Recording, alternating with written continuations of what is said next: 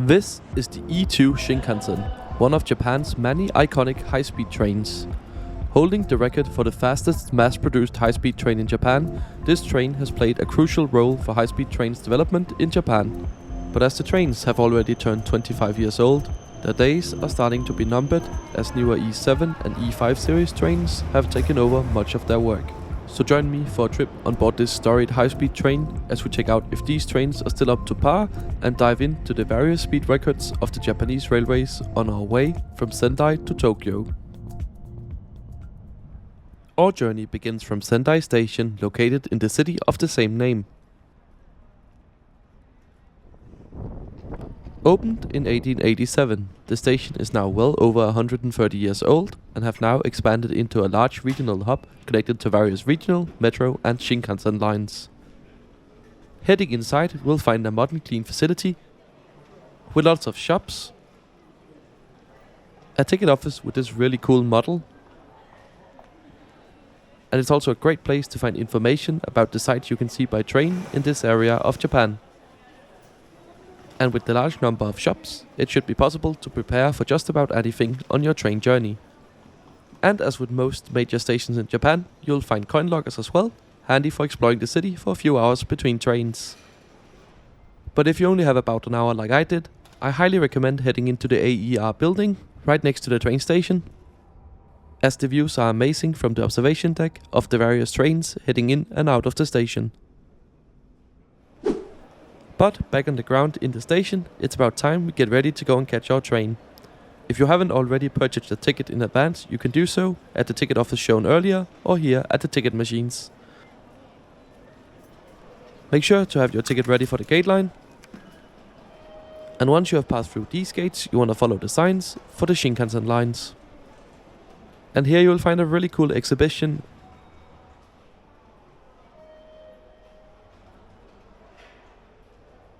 featuring the region's special trains, as well as the region's artwork.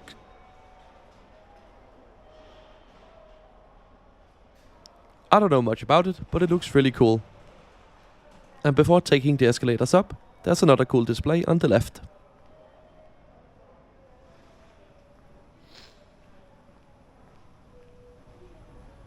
As we come up the escalator, we need to have our ticket ready again to pass through the gate line that takes us into the Shinkansen part of the station. Here we also see the departure board for Shinkansen trains, which alternate between Japanese and English. We'll be catching the 1445 Yamabiko service bound for Tokyo. And if you forgot to do your shopping downstairs, there's also a few stores up here on the Shinkansen level. And as we head up to the platform level to catch our train, we can already catch a glimpse of it to the right, as it's currently being prepared to return to Tokyo. This is an E2 series Shinkansen, built by various Japanese companies. They entered service in 1997 and can operate in regular service at speeds up to 275 km per hour. However, these trains has been tested at much higher speeds, which we'll talk more about later on in the video. Our train today will be operated by the JR East Railway Company, who also operate the other Shinkansen services serving this station, such as this faster express service to Tokyo using a newer E5 series train with their iconic long nose design.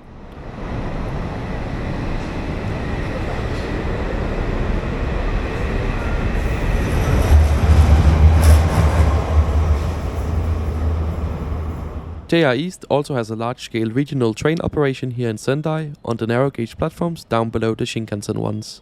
These trains operate at much slower speeds of up to about 130 km per hour. But enough about other trains. Our Yamabiko service bound for Tokyo is now ready for boarding. So let's head on board. I am today traveling using my JR Green Pass, which gives me access to a reserved seat in what JR calls the Green Car, equivalent to a first-class product.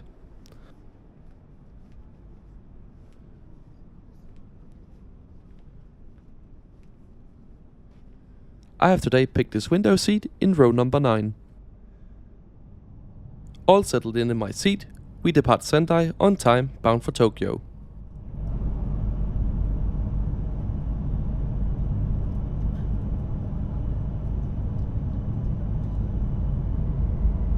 And as our train slowly gets going out of Sandai Station, I think it's about time we take a look at the route map for today's journey. Express bound for Tokyo, with stops at Fukushima, Fukushima, Tsunomiya, Omiya, Ueno, and Tokyo. Passengers without seat reservations should board cars marked as non-resident.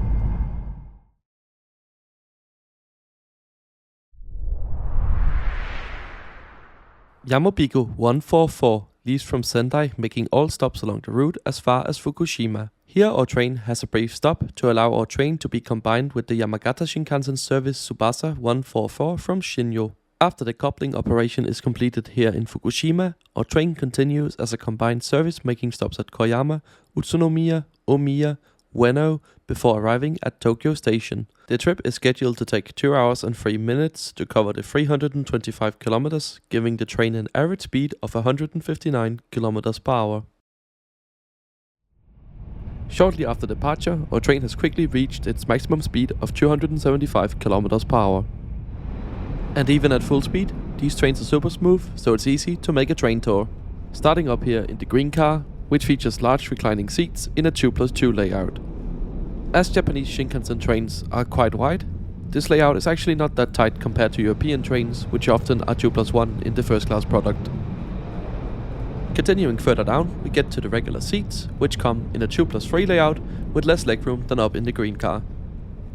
I'm not a fan of middle seats on any mode of transport, so I'd recommend reserving a seat to avoid being stuck in the middle. But apart from that, the regular seats are also perfectly comfortable and more than good enough for this 2-hour journey.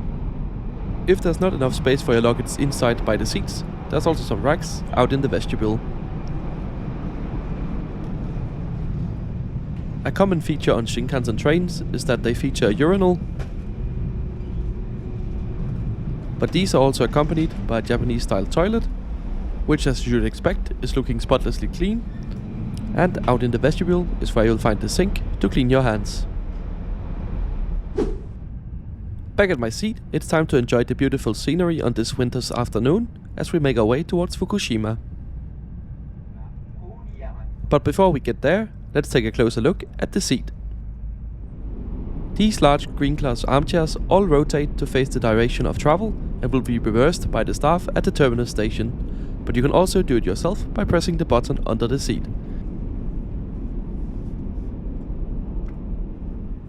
The seats also offer a massive amount of recline,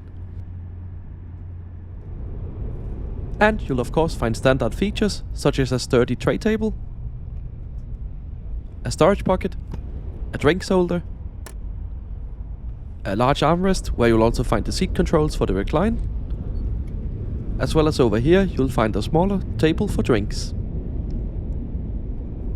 Every seat also has an individual power outlet, with the headrest being super soft and comfortable, as well as the base being like an armchair you would have in your home to relax in. These are truly excellent seats. As we arrive into Fukushima, we see the Yamagata Shinkansen viaduct join us on the right hand side, which is where in a few moments the rear portion of this train will arrive from Shinyo. And as our train comes to a complete stop, let's go and have a look at the coupling operation.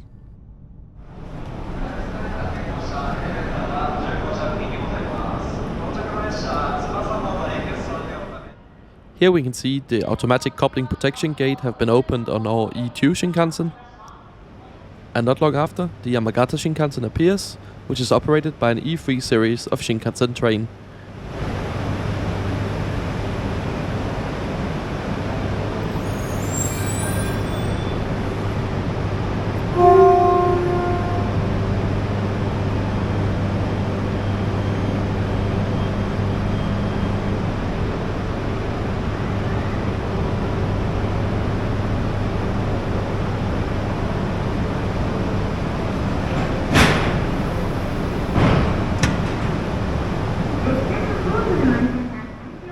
And just like that, our train has been combined, and it's time for me to rush back on board before I miss my train.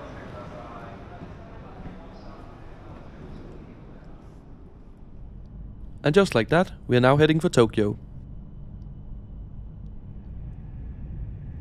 And as we have gotten back up to speed, I think it's about time we talk about high-speed train records in Japan.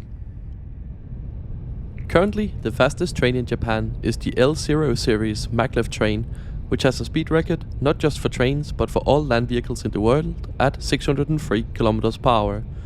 But this train uses maglev technology, which is not quite like conventional steel rail that high-speed trains run on everywhere else in the world, and this line is still in the testing phase. On the regular steel rail Shinkansen lines, the current speed record is also an impressive 443 km per hour, which was set by an experimental one-of-a-kind Shinkansen test train, the 955 series. But for actual serial production trains, the E2 series here has the record of 362 km per hour, achieved on a test run in 2003. So while its replacement, the E5 series, might now run at a faster in-service speed of 320 km per hour, the E2 series here still has the record for the fastest regularly produced Shinkansen train. And with all that talk about speed records, we are now already approaching Tokyo.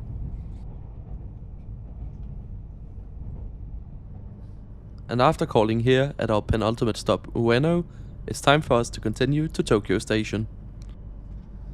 A ticket between Sendai and Tokyo on the Shinkansen cost a fixed price of 10,560 yen in an unreserved seat, with the upgrade to the green car being additional 4,190 yen on top. There are no discounts for buying in advance, and while it's not exactly cheap, I think the prices are reasonable considering the high reliability and excellent levels of comfort offered. But as I was traveling on a JR Green Car pass, I could just use this train with my pass, and I only had to make a free seat reservation. So here, as we arrive into Tokyo on time, I pass the question off to you. What do you think of the E2 Shinkansen? I personally think it's still a great train. It has kept up with the times nicely, with a smooth and fast ride and comfortable seats. But unfortunately, it's rumored that the last of these trains will be retired in 2025.